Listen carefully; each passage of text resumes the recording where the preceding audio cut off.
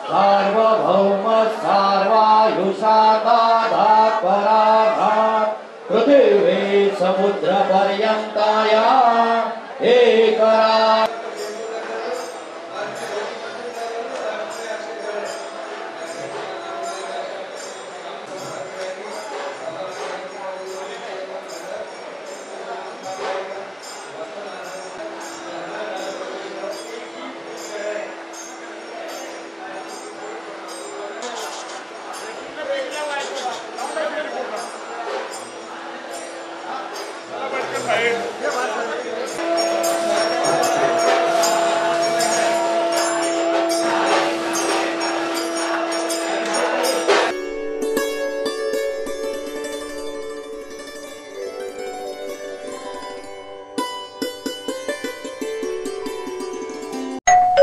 अहो उठा ना, ऑफिसला नाही का जायचं?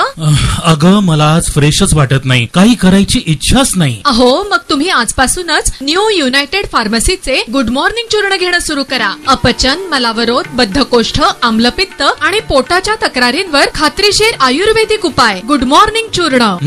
35 वर्षांपासून सगळ्यांच्या पसंतीचे गुड मॉर्निंग चूर्ण औषधांच्या प्रत्येक दुकानात मिळते.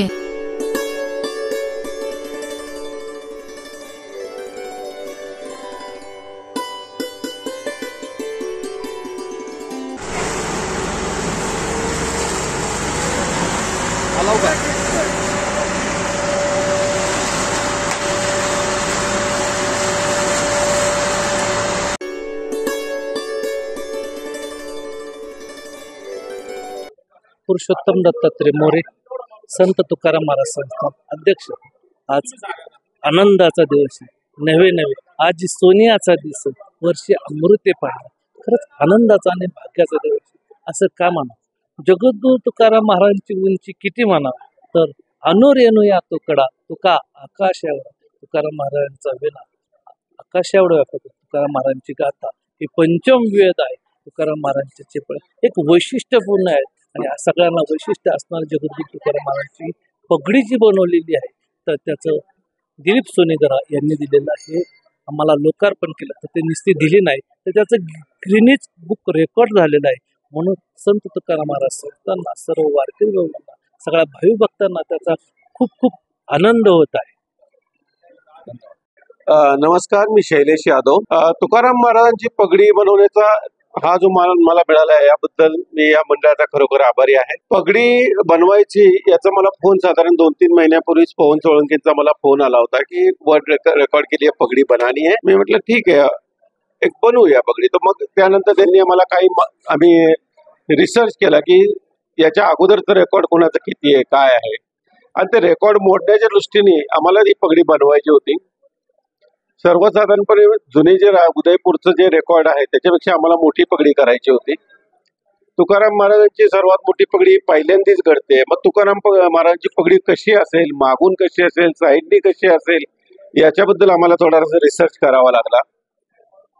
त्यानंतर साधारणपणे 1000 ते 500 मीटर आम्ही कापड वापरायचं ठरवलं होतं. पगडीसाठी आपण 500 मीटर कापड सुती कॉटनचं हे अहमदाबादमधून मागवलं होतं आणि ते कापड गुंडाळताना आम्हाला भरपूर त्रास झाला. बरेच एक्सपेरिमेंट आम्हाला करावे लागले पगडी बांधताना. आतापर्यंत साधारणपणे ही पगडी इथे तयार होण्याच्या अगोदर साधारण 17 ते 18 वेळा आम्ही ही पगडी बांधलेली आहे. ही पगडी बांधताना मला माझ्या अनेक सहकाऱ्यांनी म्हणजे प्रत्येकाच्या विचारांनी आम्ही 5-6 मित्रांच्या विचारांनी करून आम्ही ही पगडी बांधलेली आहे. त्यातले मुख्य म्हणजे आमचे महेश बुलाक सर आहेत, लक्ष्मण कंदारे आहेत, संतोष राऊत सर आहेत, माझी मुलगी मृणाल यादव किंवा आमच्या कारखान्यातील इतर सर्वांचं ऐकून प्रत्येकाच्या ऐकण्याने आम्ही ही पगडी बनवलेली आहे.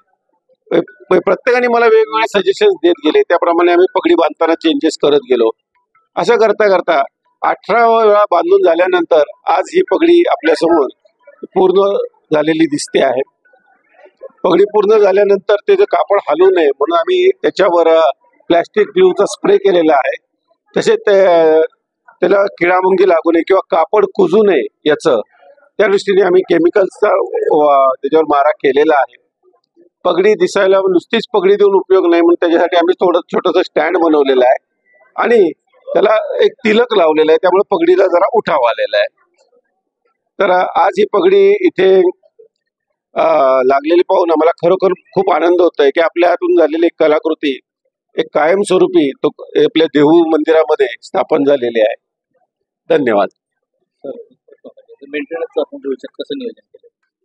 याच्या मेंटेनन्सचं ऍक्च्युली तसं कॉटनच्या कापडावर आपण ऑलरेडी हे बांधलेलं आहे, केमिकल्स मारून त्याला कडकपणा आणलेला आहे.